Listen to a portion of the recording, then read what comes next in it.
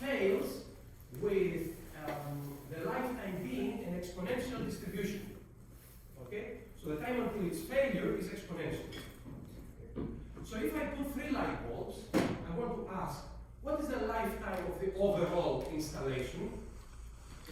So let me write here that we have 3 light bulbs. Xi is the time until the lifetime, and I will assume that it is exponential. Lambda. Okay? I equals 1, 2, 3. And I want to find y, which is the max lifetime of system. And I want to ask you, if this problem was yesterday, for example, how would you go? Okay, so here's the situation. Oh, the first light bulb goes here, that's T1. The second T2, the third T3. What is the lifetime of the whole system in this case? T3. So we can call y the lifetime of this. How can I write the expression for the lifetime of the system?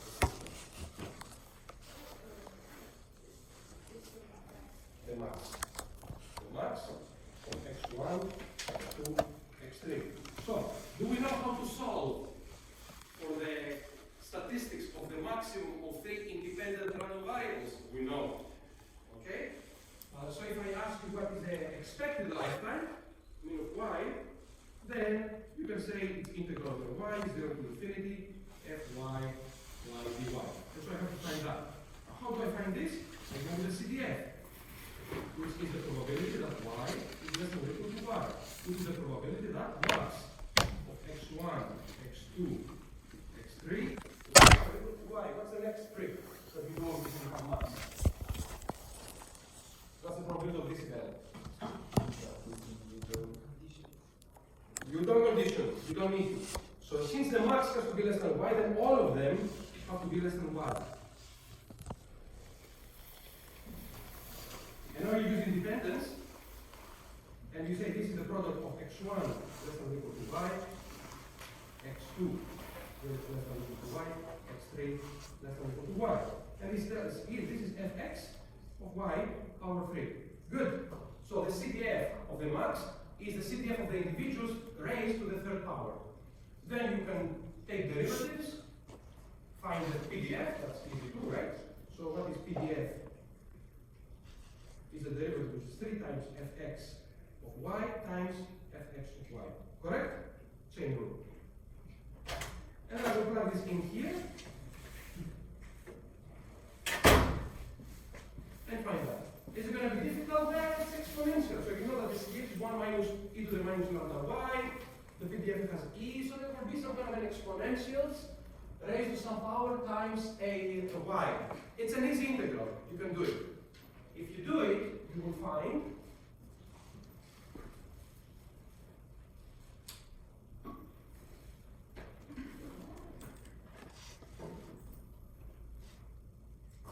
do you believe that?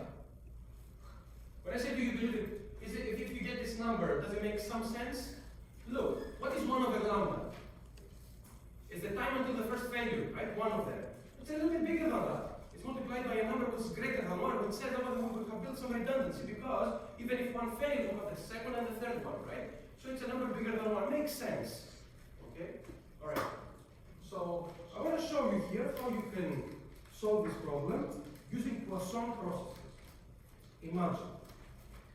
So here I'm going to use the Poisson process by imagining the Poisson process as the first arrival takes some exponential time, the second exponential time, and so on. Okay?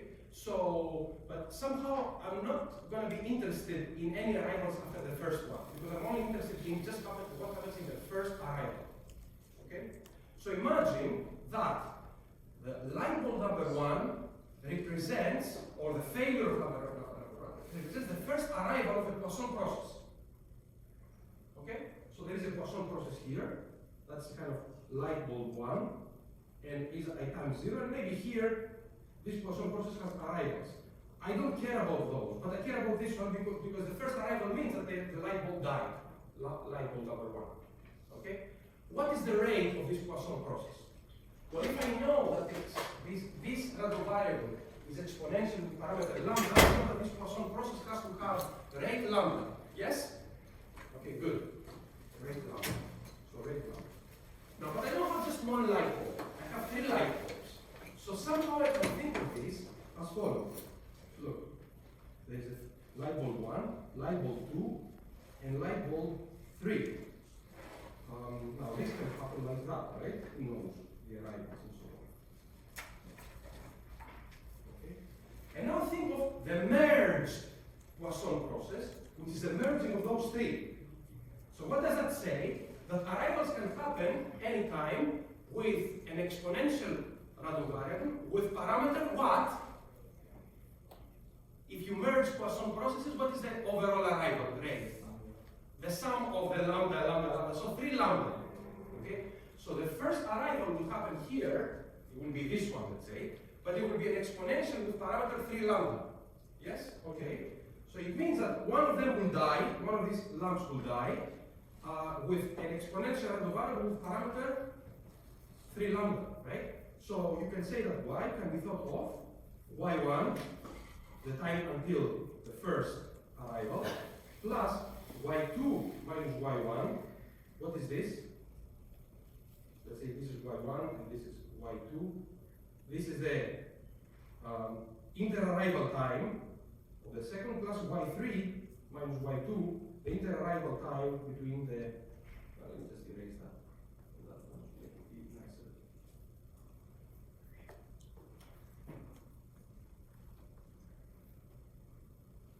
How about that? Do you believe this?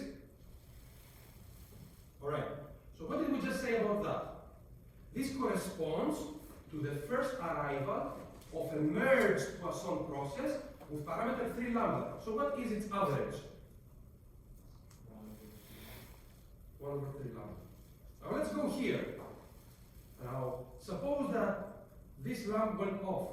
So I'm not going to need the second arrivals or anything like that here. I can erase this Poisson process. So now from that point on, the first arrival, that is the second overall of the merge process, but the first arrival is like an arrival, the first arrival of a Poisson process, but how many processes am I merging now? Just 2. Okay? It's the 2 that remain, the 2 that are still alive, and they can give arrivals. Okay? So if this is exponential, so this is exponential 3 lambda, this is exponential 2 lambda. So what is this? 1 over 2 lambda. And then I'm done with the second, with let's say the merging of 2. Now I have a single Poisson process that is still alive and can give me an arrival, right? That will be the third lamp that will go off. And so this is now exponential lambda and has 1 over lambda. And if you do the sum here, you will see this is 1 over lambda times 1 plus 1 over 2 plus 1 over 3. And if you do the math here, you will see this is 11 over 6. Okay? Nice? That's the order here. What? That's the order. Does it? No, it doesn't. If out of these 3 lamps, the second went off first, I'll just erase that Poisson process. I still have 2 Poisson processes that are working. So the lifetime of the equipment is the lifetime until the last of the 3 goes off, right? So yeah, order doesn't matter. If I have 4 of them, it's clear now. 1 plus 1 half plus 1 3 plus 1 fourth, right? If I have n of them, I have this sum. As I'm increasing this redundancy, can you see what's happening here? Actually, this thing doesn't converge. It goes to infinity. Although each individual component has an average lifetime which is 1 over lambda, if you keep more and more and more and more of them, you can take the average lifetime going to infinity. Intuitively, why is this happening?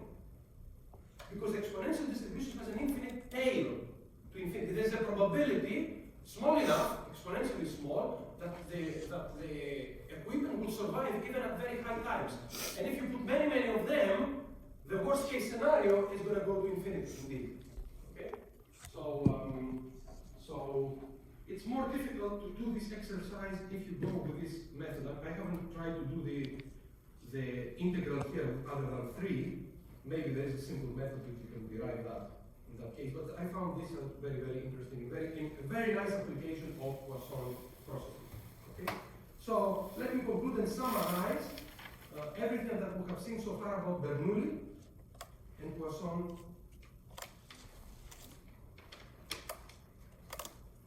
process. So one is discrete, so let's say Bernoulli with parameter P, and Poisson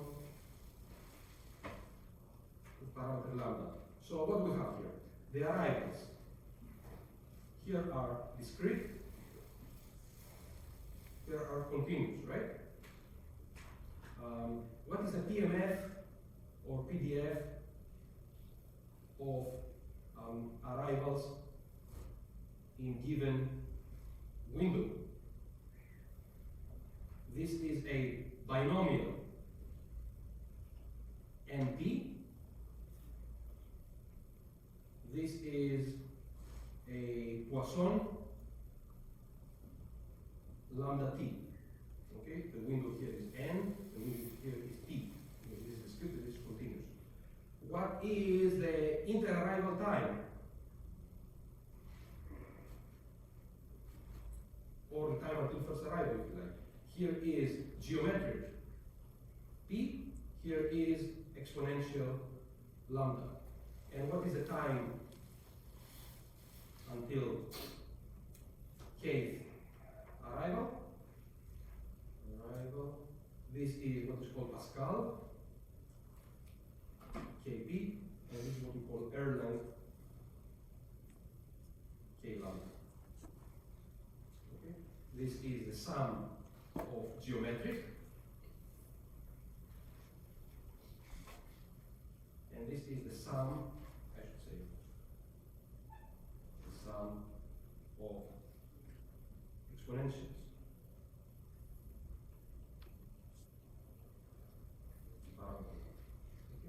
But in their concept, they're very similar processes. One is discrete time, one is continuous time. They try to capture, they try to model similar phenomena. By the way, I uploaded a MATLAB script where I'm asking you to run it to see this random incidence paradox. And I'm not using exponentials there, I'm using the arrival times that are actually uniform. And as the first time I ran it myself, and I was quite surprised that you can see how this random incidence paradox works. Which I suggest that you run it and play with it. Any questions up to this point?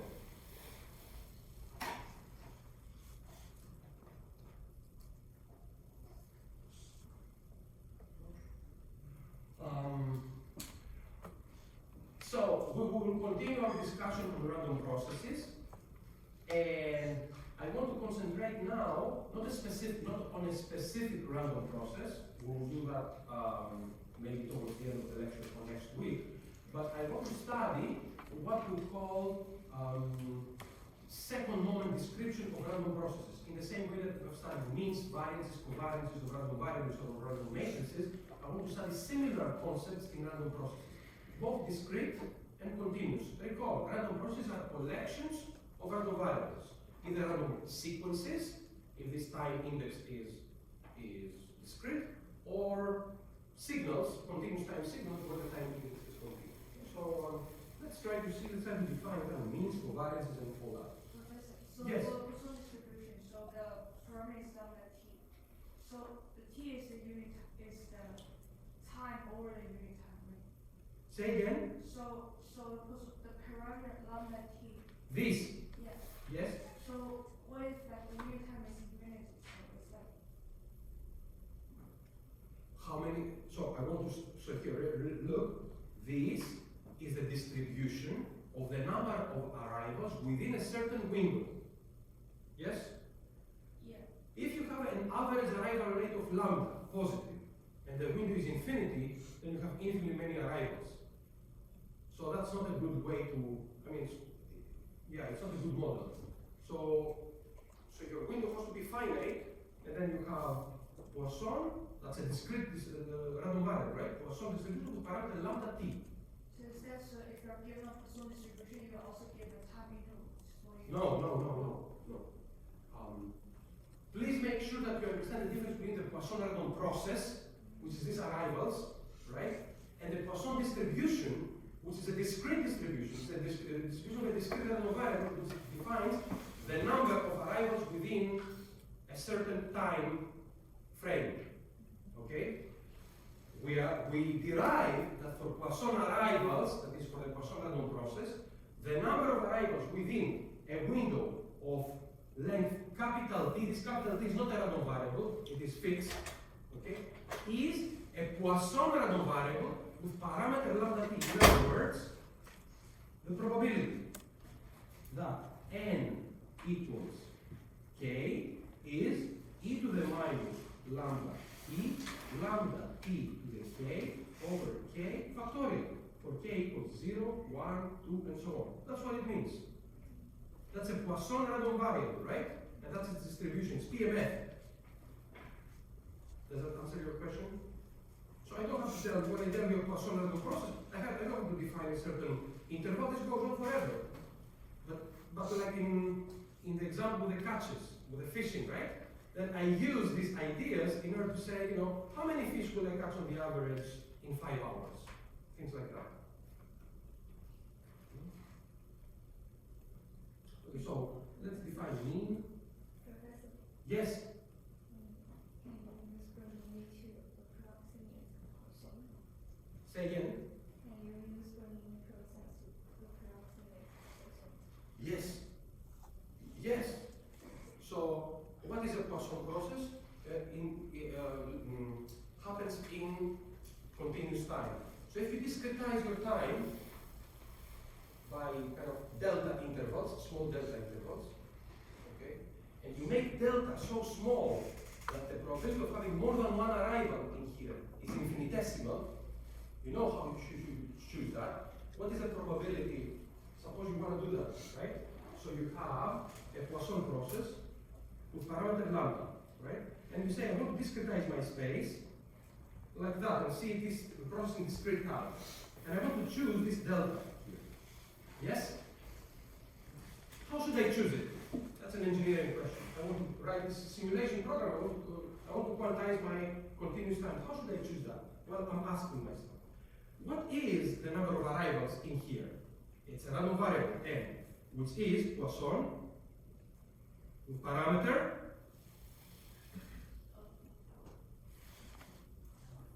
number of arrivals within this window. Lambda delta. Okay? So, what is the probability that n equals 0? E to the minus lambda delta. Probability that n equals 1. E to the minus lambda delta over 1 factorial. Right? What's the probability n equals 2, 3, 4, and so on? Yes? You can calculate that. You want to make sure that these numbers, all these numbers, are very small. Why? Because you want to make sure that with very high probability you will either have a 0 arrivals or 1 arrival within that. And that's a good model for the Bernoulli, right? You cannot have more than 1. So somehow you have to make sure that the sum of those two is very close to 1. E to the minus lambda delta. 1 plus lambda delta is very, very close to 1. Okay? How can you make it close to 1? By making delta very, very small. As small as required to make this according to your specification. Make it 10 to the minus 7. So with 10 to the minus 7 probability, you will see either 0 arrivals or 1. Okay? And if you do that, then clearly you can calculate the probability P that you will use for the Bernoulli. What is P? Is a probability that n equals to 1, which is that one. E to the minus lambda delta times lambda delta. Yes? This is probably going to be very close to lambda delta, because e to the minus lambda delta for very, very small delta is going to give you close to 1. This exponential. It's like e to the minus 0. It's very close to 1, so this is going to be lambda delta. Does that answer your question? How you can use and simulate Poisson with Bernoulli?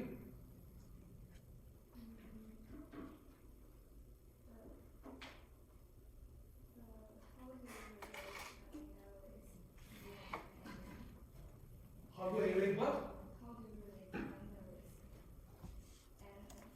P and lambda delta. Here it is. I'm giving a Poisson with parameter lambda.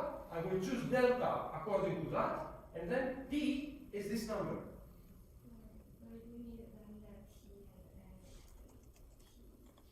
What is T and N? Because you want to calculate within a window P, and you also need to. Oh, okay. Well, a time T here is how many slots? T over delta slots, right? That will be the N, right? So, yeah, that's how you go from English to discrete, right? Remember also, but since you mentioned it, remember also that we said this is not the best way to simulate a Poisson random process. It's not a good way to discretize, especially if you have very small number of variables, if the rate is very small. What is a more efficient way to simulate a Poisson random process? To simulate consecutive variables. Simulate x1, x2, x3, the time until the first variable, the time until the next, and so on. If you have that, then you have essentially constructed a realization of this arrival process. Alternatively, one might say, a more efficient way to simulate a Bernoulli is to simulate with a geometric random variable, the first arrival, another geometric, the second arrival, and so on. Okay? Instead of going one after the other, the slots, and flipping a coin with probability P to see if there was an arrival there or not. You can just skip to the next arrival and so on. Good? Okay, good question.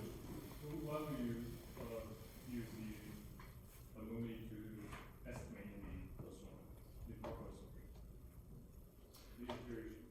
You're asking what is the reason for here wanting to simulate the Poisson with a Bernoulli? A lot of times, or most of the times, when we do numerical analysis or simulations, we cannot simulate continuous time. In general, we have to discretize time. Right? Computers work with discrete time, right? It's for the same reason that we don't have analog filters anymore. We make them discrete time and we put them in the computer and we do the calculations in there. Because computers can understand only discrete time. However, this specific process, the Poisson process, is not just continuous time, it is what we call a discrete event system. That is, something happens, one arrival, and in between the two arrivals, we don't have to simulate anything. Right? It's not like some kind of waveform that I need to simulate its shape throughout time. Right? I need exactly to know when the arrivals happen. If I know that, which I can generate through exponentials, right, I'm done. I don't need to discretize time. You see the point?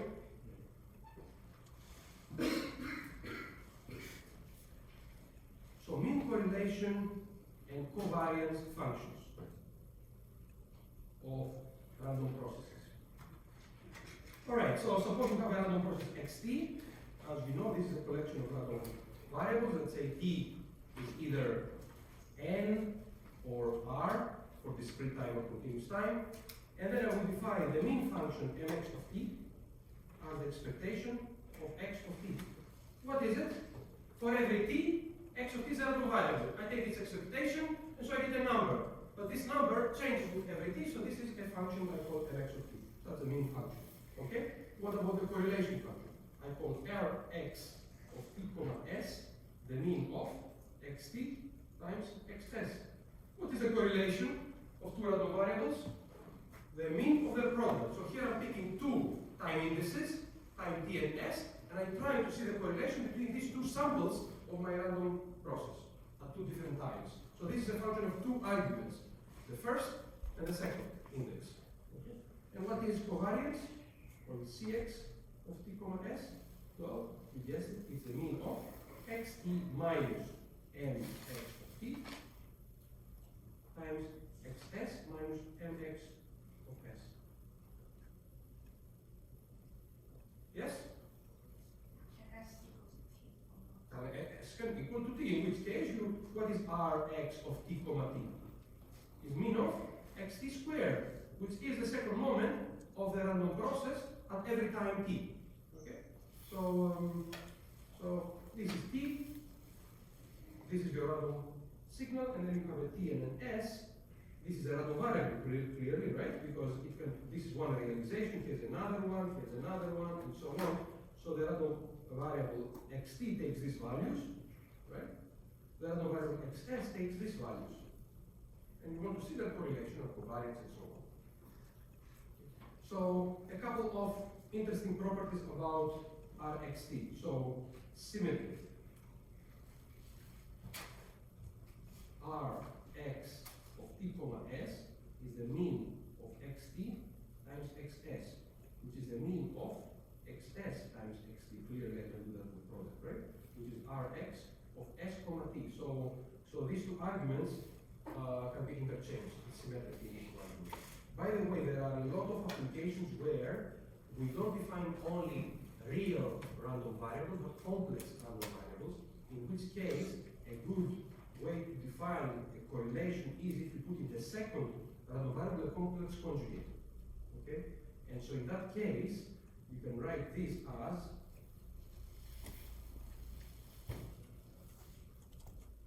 this. And if you think about it, this is some kind of a symmetry that says you can interchange the arguments, but you have to add a complex conjugate there. Have you seen this symmetry before? How is it called?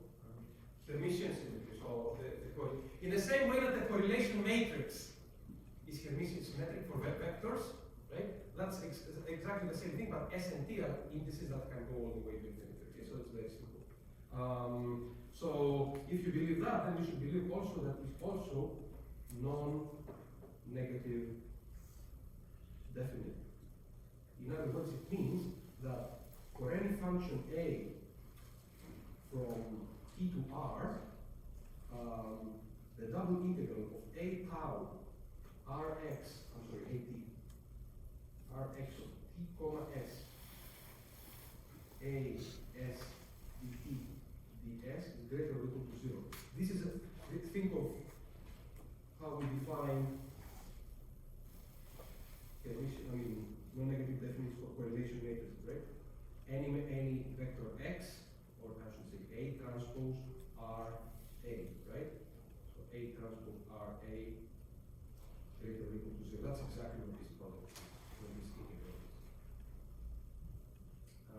And if you have discrete, you just substitute the integration with summation. If you have discrete, that's fine. And if you have two random processes xt and yt, let's say the same time index, I can also define the Rxy of t comma s, the cross correlation between these two processes, where I take one sample from the first at time t and one sample from the second at time s, and define this as mean of xt times ys. Okay. And usually, if I have complex conjugate, complex numbers, I put it star in there. And similarly, also xy of t comma s in a similar unit factor. So. A very interesting problem in random processes is the following. What happens to a random process when it goes through systems? So suppose here you have a random process. Think of a random signal, like a noisy signal, and you put it through a linear time invariant system with some impulse response h of t. You know what this is? It's a filter, right? And out goes another process, yt. So we filter not a signal, a deterministic signal as we did in our undergrad years in signals and systems courses, but we filter a random process. Okay? So it's very interesting to know, if we know the mean of that, what is the mean of this? If we know the covariance of the correlation function, what is the correlation function of this? How do these first and second moments go through or change if we pass the process through linear time invariant filters? Now, I don't want you to be ashamed. Raise your hands if you don't remember what a linear time invariant system is. Okay, good. I'm sure you all have in your undergraduate year some kind of course where this is the first time you were taught Fourier transforms, Fourier series, Laplace transforms, things like that. Or even in your math, when you did your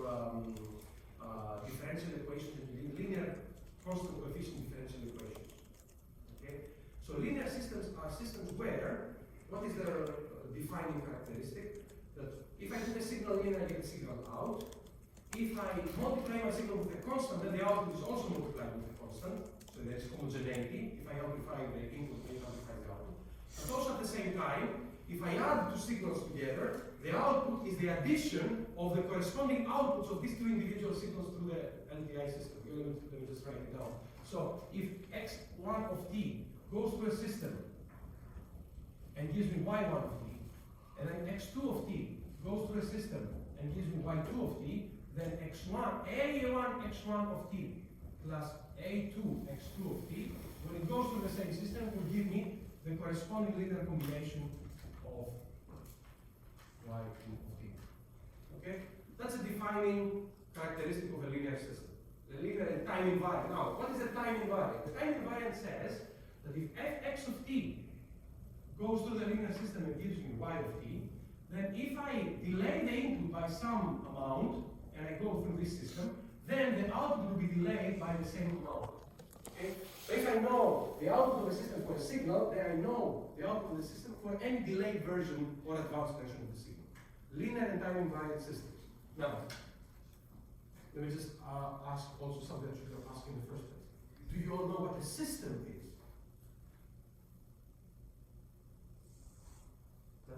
What is this box that I'm going to bring you? So a system is some kind of an operator. So, okay? Some kind of a device that doesn't take numbers and produces numbers. Okay? It takes a function and produces another function. In other words, in order to generate this function at specifically at time t, I'm not only looking at my input at time t, I may have to look at my input time t minus 1, t minus 2 previous, and so on. I may, have to cook up a lot of values for the input signal in order to generate the output signal. That's what filters do, for instance, right? So if you average out or smooth out the signal, what do? You put it in the input filter, you put it through the filter, and then the filter, what does it do? It averages out a lot of values from the recent past, let's say, and then outputs this running average. That's kind of a smoothing filter. Are we clear what a filter is? This is not a course on filters, but that's why I have 216 as a prerequisite to this course. Have you seen these type of things somewhere in your studies? Okay. Do you understand why this was, by the way, this was the starting point to define Fourier series, Fourier transforms, and all that, because these linear filters have this amazing property. There is one particular signal that if you pass it through the filter, remains unchanged. Do you know what this signal is? It should be one type of signals. So if I pass this rectangular pulse through a signal, I'm not going to see a rectangular pulse. I promise something like that. I don't know. Okay? But there is one signal, if I pass it through that, it's very special. What is it? A sinusoid. It's called sine in, sine out. Linear time invariant system says that if you put a sinusoid in of a specific frequency, you will get a sine out of the same frequency, but maybe different amplitude and maybe a different phase, different phase with a slight delay. Okay? So this sine in, sine out says that sinusoids are very specific signals associated with these systems, and that's why it makes sense to analyze all our signals as weighted sums of sinusoids. But what are weighted sums of sinusoids? Is the Fourier series and the Fourier transform and all that nice stuff. Okay? That's the reason. Okay? So it turns out that there is one fundamental thing about these LTI systems. In order to characterize fully an LTI system, you only need what is called its impulse response, H of t. Impulse response. As the word suggests, the impulse response of a system S, of an LTI system, I should say, is the response of the system to an impulse. What is an impulse?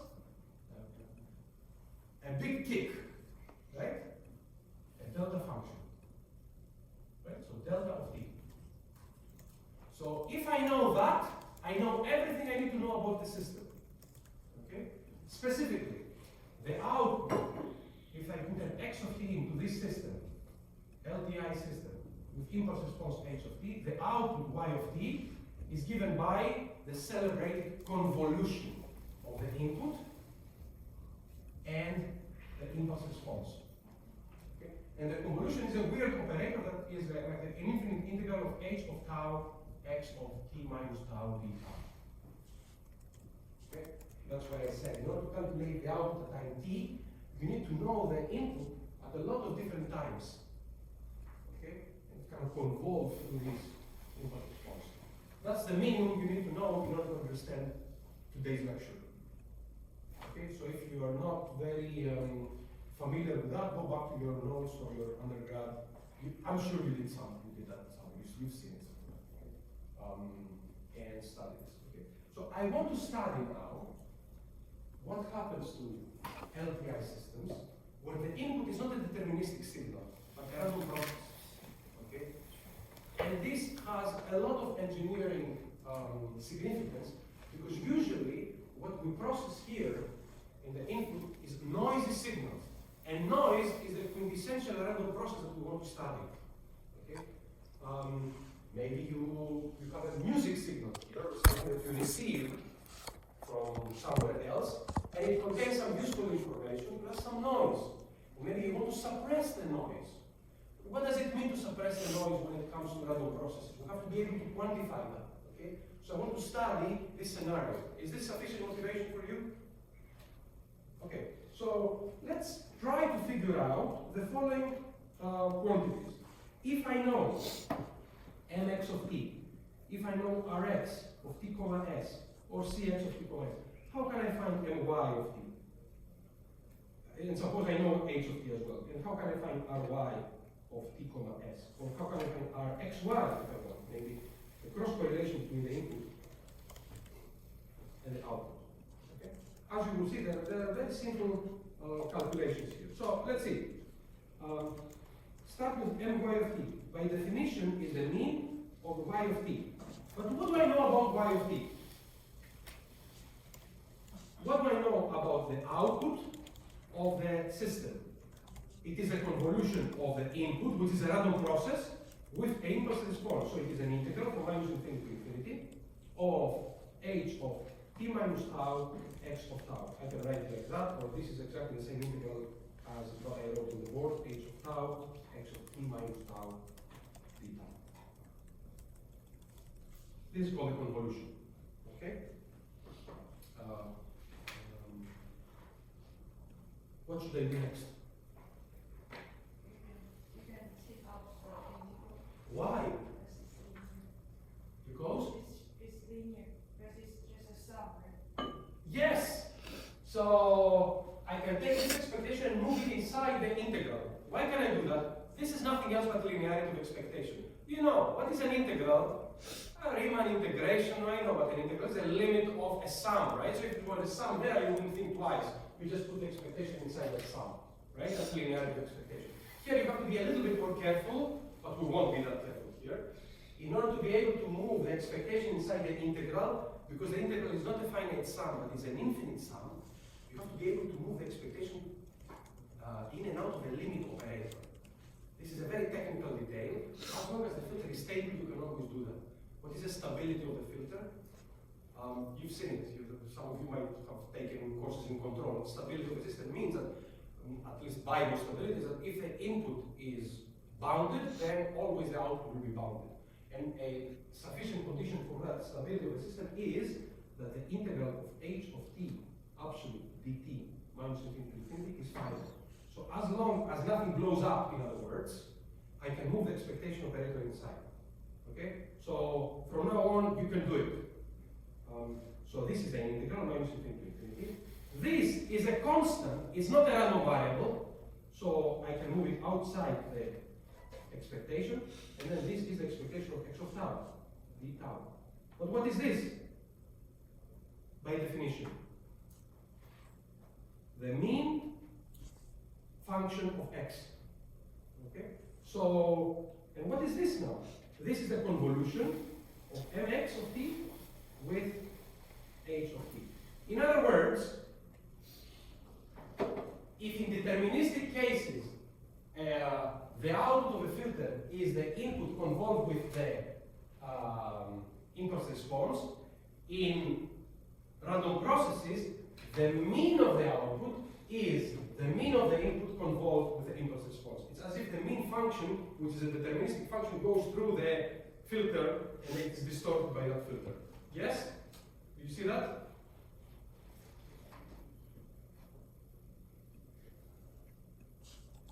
Alright? Okay, I'm just doing algebra here. So let me calculate Rxy. The cross correlation between x and y at t and s, by definition, is mean of xt ys. What am I going to do here? What do you think I should do? Calculate. No, it's overthinking. Substitute y with. Yes. Substitute what I know about this system. So what is y of s? Is the convolution of x of s, of x, with the impulse response. So it is y of, x of h of s minus tau, y of tau d tau. X. Correct? Now, linearity of expectation. I have to be careful here. I have to take these two together, move this inside. Actually, I can move it inside the integral because it's the integral over tau, so this is a constant, and then do linearity of expectation. This will give me mean integral minus infinity to infinity, h of s minus tau, mean of xt x tau, d tau. Okay, what's next?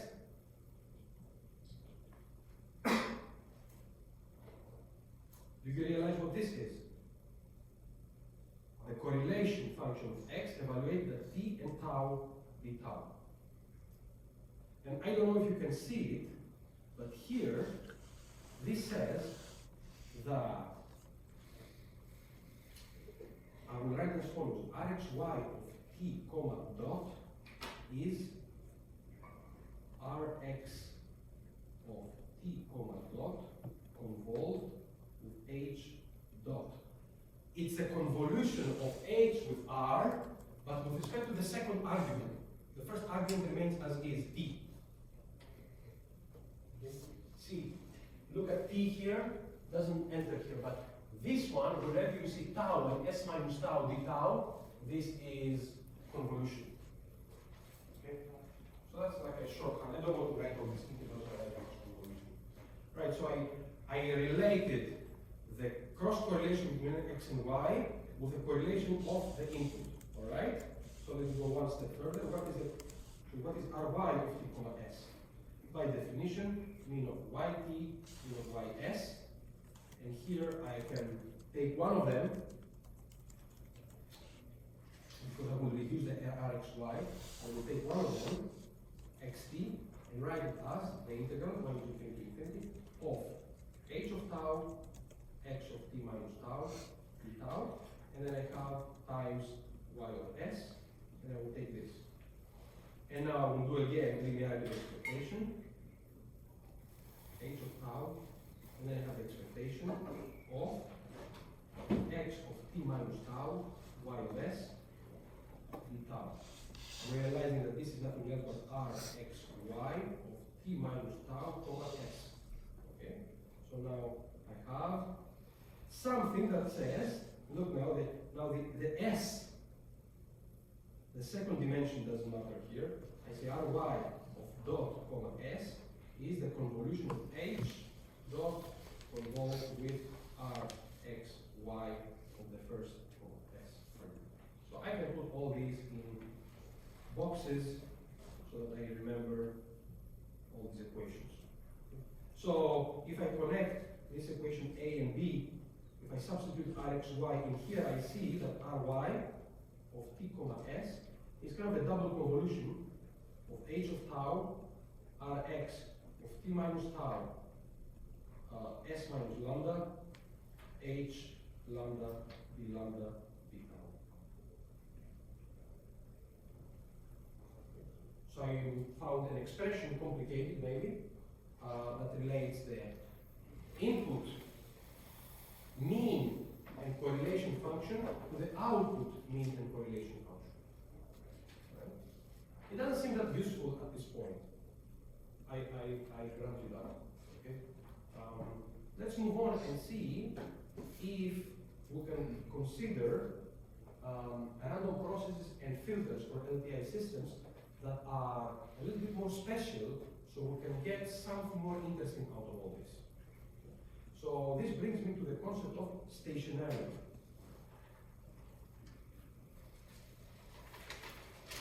Okay, so I will talk about two kinds of stationarity. The first one I will call it the strict sense stationarity. Okay, so here's the definition. A random process, x of t, is called strict sense stationary if for any finite set of indices t1, t2, all the way to tn, and any b in R, okay, any subset of R, the probability that x, and I should say in Rn, xt1, xt2, xtn belonging to B is the same as the probability xt1 plus tau, xt2 plus tau, xtn plus tau belonging to B for every tau. Can someone say that in English? What am I trying to model here? What kind of property am I trying to give to my random process? Tell me? Memoryless. Yes, something like that, right? That somehow, what happens over here at certain number of samples of the random process, it doesn't depend on the absolute time that I'm looking at this process. Like I can look at here, I can look at there, but it depends only on how far away this sample is from that, and this from that, and this from that, and so on. But it doesn't depend exactly where I position them. Okay? So the statistics today and tomorrow and a year after tomorrow are the same of this random process. Okay? All possible statistics, all possible joint PDFs, CDFs of arbitrary number of samples that I take in this random process. Okay? This is a very strict condition, that's why it's called strict state stationarity. Okay? See what I'm trying to model. Okay, so let's see. If I receive what is called white noise from an antenna that is positioned, looking at the sun, a radio telescope positioned in the sun, what I'm receiving is what's called noise. This noise, whether I look at it today, tomorrow, or the day after tomorrow, it has the same statistics. This can be a good model for that. Now, somehow, I want to model this way the economy. So I make predictions of over the 24-hour, every hour of the stock prices of some stocks. Now, what do you think? These statistics, are they going to be the same a year from now? 2 years from now? Not necessarily. So here's a model of the system where it's not stationary. Okay? Can you give me an example of a non-stationary system? Another non-stationary system.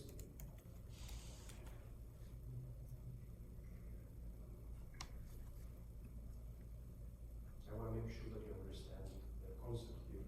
So I'm asking you to give me an example. But how the temperature changes from day to day in summer versus in winter? It is true. It is true. If I take a couple of temperatures over a period of 30 days in the winter time and in the summertime, I won't see the same statistics. This is, by the way, this is a system that's called cyclostationary. That is, they change, but there is some kind of overarching periodicity. But you're right, it's not stationary at all. Okay, very good.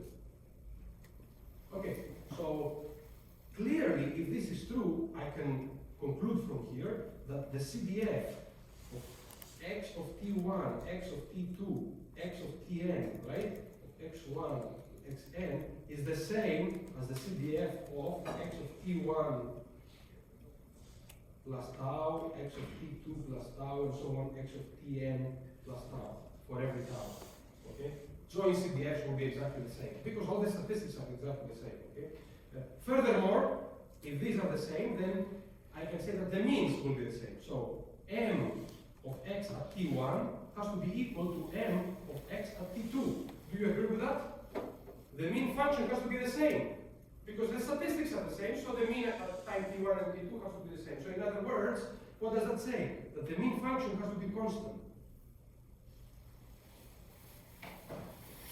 Correct? How about the correlation? What about Rx at t, comma s? So I'm looking at this process at this t and this s. And now, clearly, this has to be the same as the Rx of t plus tau, comma s plus tau. That is, now I look at here.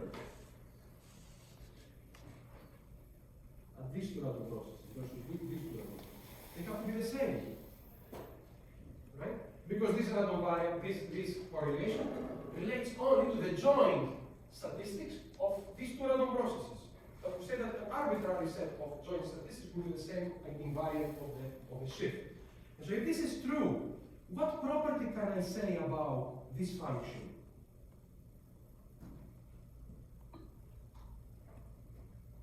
Can you visualize this function?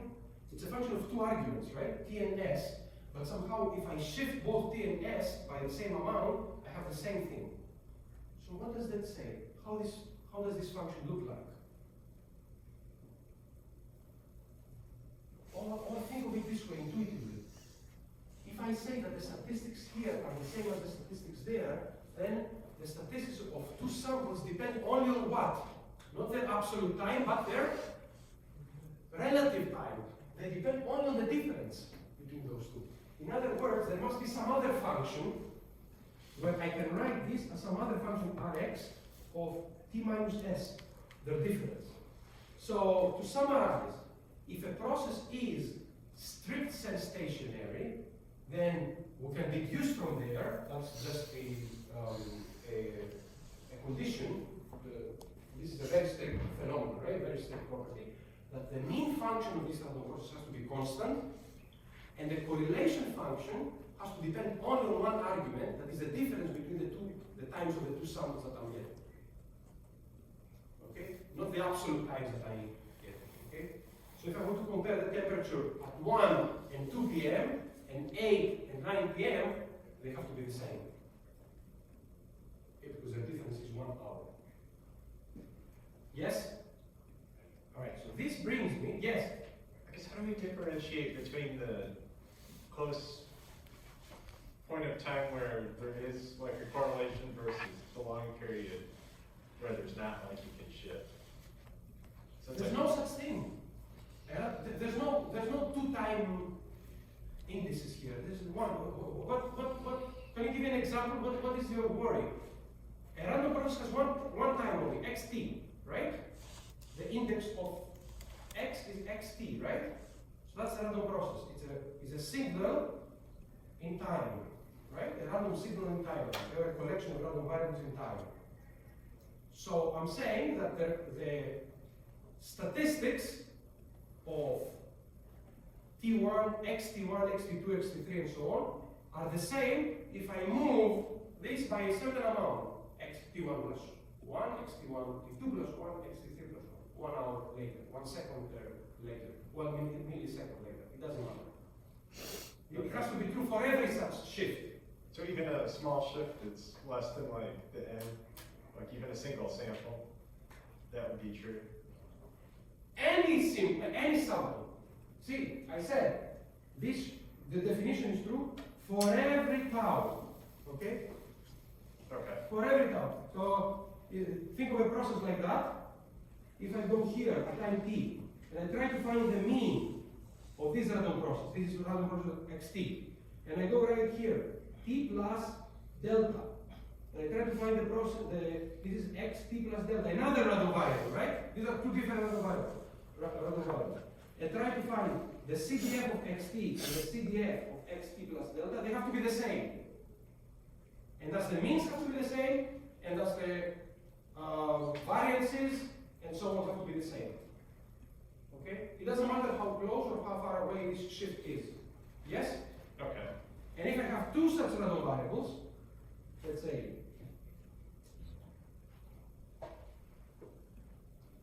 T1 and T2, this is x of T1, x of T2, any joint statistics between those two have to be exactly the same as the joint statistics of these two random variables. T1 plus tau, T2 plus tau, x T1 plus tau, x T2 plus tau. Do we all understand that when I fix a time, this, what I'm described by this scratching here, is a random variable, right? Because every time you get an outcome when experiment, you get a different signal here. Clear? Yes. All right. Okay. But if this is a consequence, then this leads me to define another kind of stationarity that I will call strict stationarity. I mean, White's sense stationarity. So stationarity, wide sense. So the definition here is that a random process x of t is wide sense stationary if just the mean is constant and the covariance, the correlation function depends only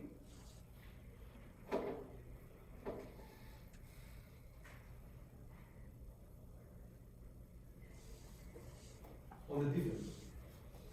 Okay?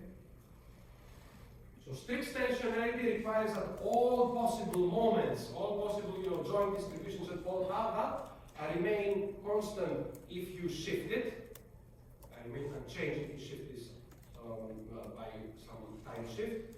Wide sense stationary means that only the mean, that's the first and second moment, so the mean and the correlation function. Okay? So the mean has to be constant, and the correlation function has to depend only on the difference between these two samples.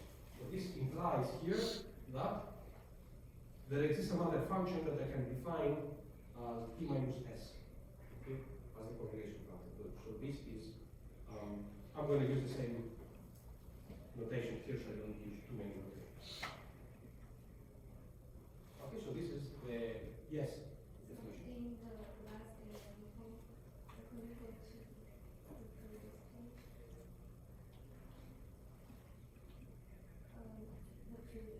The one with the LDI systems. Here you also write, oh no, Here? so the RXT minus S on the right side. So should this be RXT minus S then 0? Right.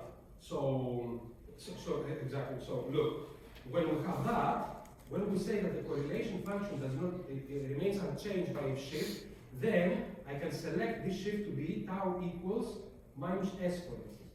So this means that this is equal to Rx of t minus s comma 0, which means now that this function is fully determined for every t and s by this. And so I only need one argument to describe it. That's what I mean. And so I can, I don't want to write this again and again. So I define a new function, which is this one. And I call it Rx of t minus s. Do you see my point? Because I don't want to carry over this comma 0 all the time. And then what's the difference between the sun and the water? This is only a consequence of a much bigger, much stricter condition. For the strict sense, the strict sense implies that. And so, because I only work, sometimes I only, as you know, we only want to work with mean and covariances, mean and correlations, and so on. We define a new set of random processes, a much broader set of random processes, that only satisfy these two weaker conditions. If a random process is wide and stationary, it doesn't mean that the joint statistics of two random variables do not depend on the shift. Only the means and the correlations have this property. That is, the means has to be constant across, and the correlation has to depend only on the differences. Okay? So it's a much weaker condition. Let's go back to what the example that we solved with random processes through LTI systems and see what happens when you have a Whiteson stationary process. So previous example with Whiteson stationary X. Okay, so recall, we proved that my of t is mx of t convolved with h of t. So, but if it's a Whiteson stationary, then I know that mx of t is constant, call it mx. And rx of t comma s is just some function rx of t minus s. Okay? So what's going on here? What happens if you pass a constant signal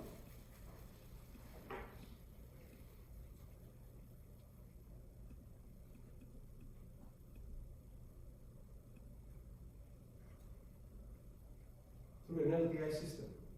What do you get at the output?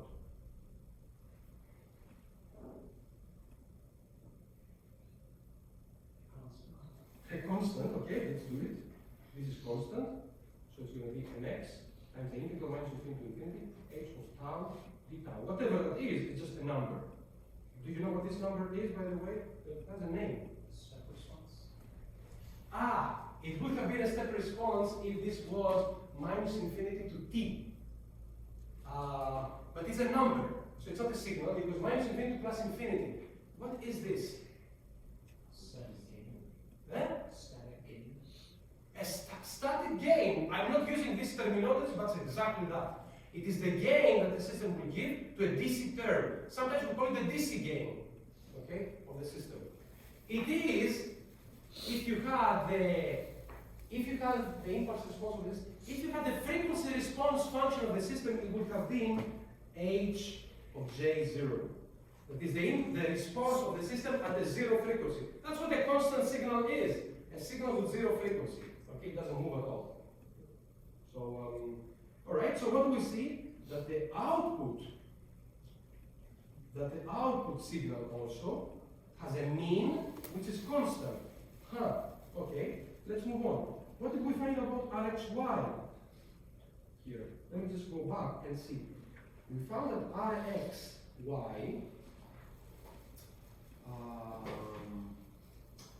of t comma s was the integral of, let me write it as Rx of t minus comma s minus lambda times h of lambda d lambda. Okay? Now let's see. What if this guy here depends only on the difference between the first and second argument? Then it would be some function of t minus s plus lambda, h of lambda d lambda. Yes? Now let's call this t minus s a new function v, a new variable v. So this is an integral of Rx of v plus lambda, h of lambda d lambda. Does this look like a convolution? Not exactly. A convolution requires a minus. You see, if this was the lambda, but it requires a minus here. So this leads me to make a change of variables and write it as, let's call it tau equals minus lambda, and this is Rx of v minus lambda, h of minus lambda,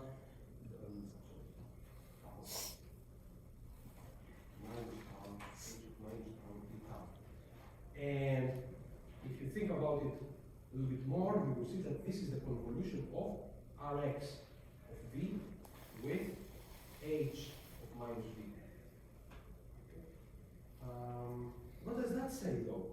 Whatever that is a function of v, which is a function of t minus s. So the cross correlation between the input and output does not depend specifically on T and S, but only on the difference. That's good. So I can define now a new function that I call Rxy of V, which is this convolution. We're almost there. So let's see what happens with Ry of T comma S. The function that we found earlier was, and this is a convolution of H of tau and Rxy of T minus tau comma S V tau. Now let me just substitute what I have found. This is the integral of H of tau, but this we said depends only on the difference, T minus tau minus S V tau. Now look, this T minus tau, T minus tau minus S, I can write it as T minus S minus tau, and this T minus S I can call it V, and now I see whatever that is a convolution of H of V convolved with Rxy of V. Okay? And so this now depends only on T minus S, and so I can write it as Ry of V.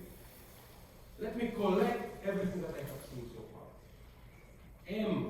My of T equals My equals Mx times H of J0, a constant, and Rxy of V is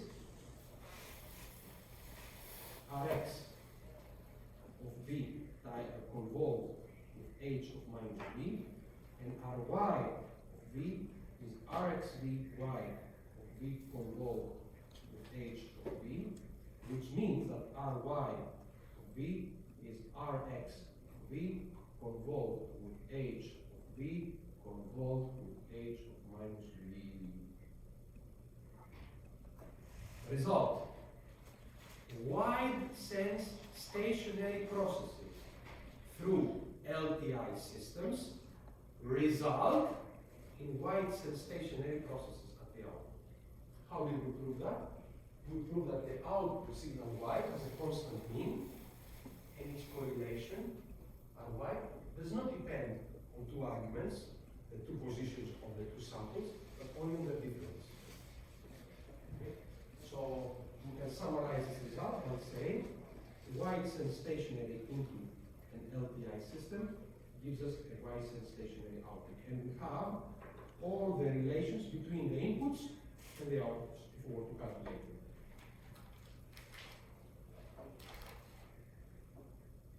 Yes? One might say. All these LTI systems, all these convolutions are pretty complicated.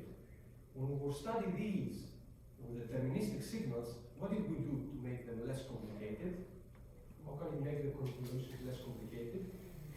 Fourier transforms. So one might say, what if I take Fourier transforms here? What did I find?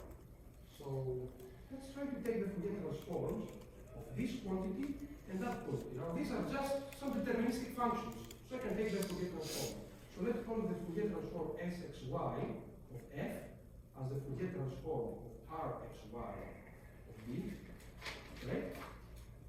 And can someone tell me what is the Fourier transform of the convolution of these two signals? Okay, maybe I can also define Sx of f as the Fourier transform of Rx, okay, and Sy of f as the Fourier transform of Ry v. Okay? So based on all these, what can I say about Sxy of f, which is the Fourier transform of that? How can I Fourier transform this equation?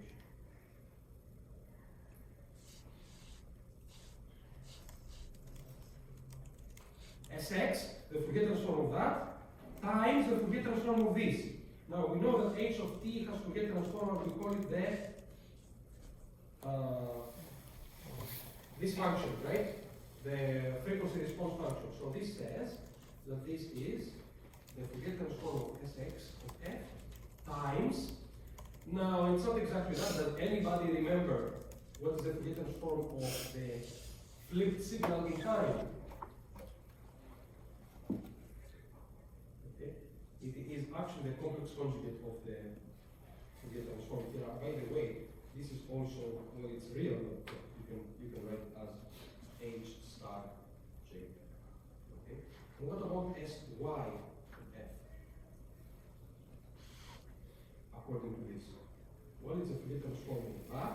times the Newton form of this.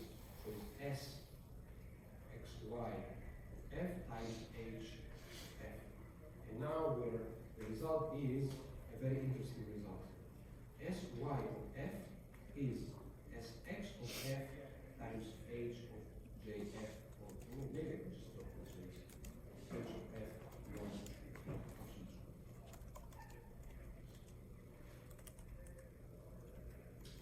we found an expression that relates the Fourier transform of the correlation function of the input process with the Fourier transform of the correlation function of the output process, and this is pretty simple. It's just h magnitude squared. What is h? Is the frequency response function of the filter. So if the filter was, think about the filter, a system in other words, that is a low pass filter. What is a low pass filter? Something that has this h of 0, h of f. Right? It cuts high frequencies and lets low frequencies go through. Okay? So how are you going to shape Sx of f if you put it through that filter? Well, here I'm plotting actually the magnitude because this is, you're going to shape it like that. So the Fourier transform of the correlation is shaped exactly by the h magnitude squared of the filter that it goes through. Okay? So somehow I have to give some meaning to that. These are nice, mathematical properties, but I would like to know what is the meaning of this quantity. This quantity has a lot of meaning. First of all, I will tell you what is its name, and then I will try to justify its name. So the Fourier transform of the correlation of the process X is called the power spectral density of X of t. If I were to observe this quantity, that is the power spectral density of the process X of t, it will tell me a lot about what kind of frequencies are involved in this process. In the same way that the Fourier transform tells me what kind of frequencies are involved in a specific deterministic signal, this quantity tells me what is how power is allocated in different frequencies in this process. Now, this is kind of difficult to grasp because the random process is random itself, right? But it's White's and stationary, so the statistics don't change with time. Okay? So the correlation function tells me something about how fast the process changes from one time to the other. Right? Imagine what the correlation function tells you. What is the correlation between two random variables of this process that are far apart by tau, by some time? Okay? So if this process moves very slowly, it's a very sluggish process, then this correlation has to be very big. Right? If this correlation is very small, let's say uncorrelated random variables, it means that somehow during that time, the process has changed a lot. So this indicates a fast varying process. So somehow this correlation function, hidden in it, is the statistics of how fast this process changes with time. And this is revealed by taking the Fourier transform of that correlation function and see it in frequency. Okay? I will try to make this even more precise next time, because I want to take some time. I will show you that indeed, if you look at this Sx of f, if you plot it or you observe it, okay, and you calculate within a specific frequency band f0 minus delta and f0 plus delta over 2, over this window around the frequency of 0, if you calculate this integral here, it will tell you exactly the average power that this process has at this frequency. Okay? I say the average power because I cannot define power for a random signal. The power of a signal, let's say of a signal V of t that goes through a resistor, right? R is V squared of t over R. That's the instantaneous power. You know from your, if you're not an electron engineer, you know that. So it relates to the square of that. But if this V is random, then the instantaneous power is random as well, although it's a positive number. So somehow I have to take the average of that, the mean value of that, and this will give me the average power of this signal. But what if I want to know the average power of this signal across all different frequencies that this signal has? That is, I want to concentrate on, I want to find information about how fast, what kind of power it contains at this frequency, and that frequency, and that frequency. Well, this shape, which is this Fourier transform, gives me this information. So we try to establish these relations, okay?